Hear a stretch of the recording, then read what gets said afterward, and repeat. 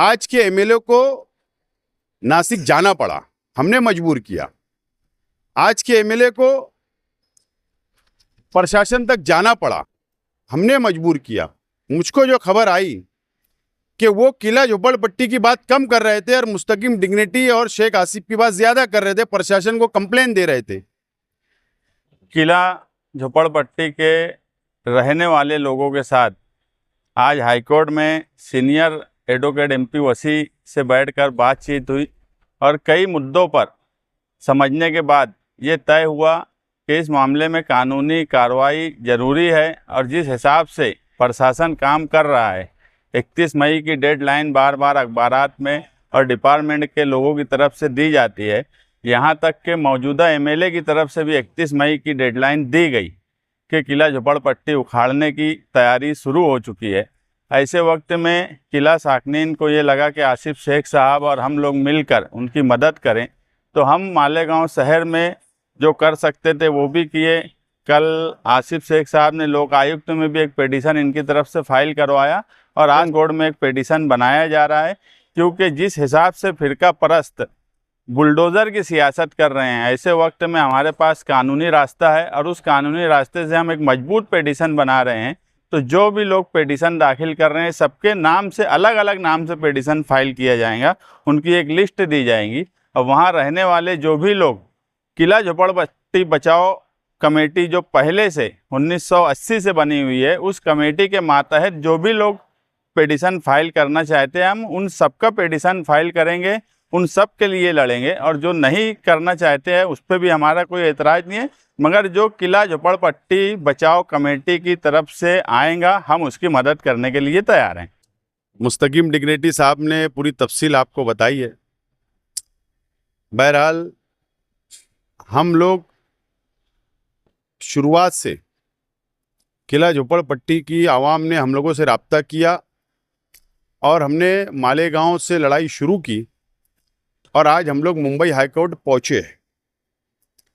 ये लड़ाई सिर्फ नासिक जाके मेमोरेंडम देना या आज दिन भर पूरा दिन मेमोरेंडम देते घूमते रहना, इन लोगों का मसले का हल नहीं है। मसले का हल है जो हम लोगों को समझता है और इसीलिए वक्त बहुत कम है और इसीलिए हम लोगों ने मालेगांव से मुंबई तक ये लड़ाई लड़ी है, यहाँ तक पहुँचे हैं। कल लोक आयुक्तों के अंदर पिटीशन दाखिल की गई वकील के मार्फत और आज मुस्तकिम डिग्निटी साहब और पूरी टीम सुबह से वसी साहब के पास, एडवोकेट वसी साहब के पास बैठकर उन्होंने पूरी पिटीशन तैयार की है और उम्मीद है कि कल ये पिटीशन दाखिल कर दी जाएगी और हमारी लड़ाई, कानूनी लड़ाई भी हम लड़ने के लिए तैयार है और ज़रूरत पड़ने पर पुरअमन तरीके से ज़मीन की लड़ाई, रोड के ऊपर, रास्ते के ऊपर भी लड़ने के लिए हम लोग तैयार हैं। बहरहाल सियासत शुरू है, बड़ी तेज़ी से सियासी मामला गरमा रहा है किला झोपड़पट्टी के ताल्लुक से। बहरहाल ठीक है, ये बात तो तय हो चुकी है कि जिस शख्स की जिम्मेदारी थी वो शख्स बाद में आए और हम लोग पहले निकल गए और हम लोगों की मेहनत से ही, हम लोगों की जद्दोजहद से ही आज के एमएलए को नासिक जाना पड़ा, हमने मजबूर किया। आज के एमएलए को प्रशासन तक जाना पड़ा, हमने मजबूर किया। बहरहाल अफसोस इस बात का है कि किला झोपड़पट्टी की आवाम फिर से संजीदा होकर, सर जोड़कर बैठे। कल जो लोग साथ गए हुए थे, मुझको जो खबर आई कि वो किला झोपड़पट्टी की बात कम कर रहे थे और मुस्तकिम डिग्निटी और शेख आसिफ की बात ज्यादा कर रहे थे, प्रशासन को कंप्लेन दे रहे थे।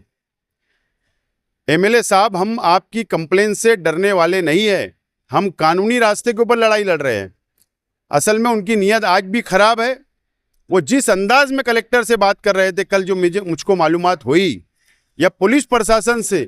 वो कल भी प्रशासन की बाजू मान रहे थे, कल भी प्रशासन के फैसले को ही मान रहे थे, कल भी सरकार के फैसले को ही मान रहे थे। वो लड़ाई लड़ना नहीं चाहते थे, बाहालत मजबूरी वो सामने आए हैं ठीक है, जो लोग भी उनके साथ जाना चाहते हैं, हमको खुशी है कि उनके साथ जाकर भी आप लोग अपनी लड़ाई को लड़ना चाहिए। हमारा मकसद है झोपड़पट्टी बचे और उसके लिए हम लोग यहाँ तक पहुँचे।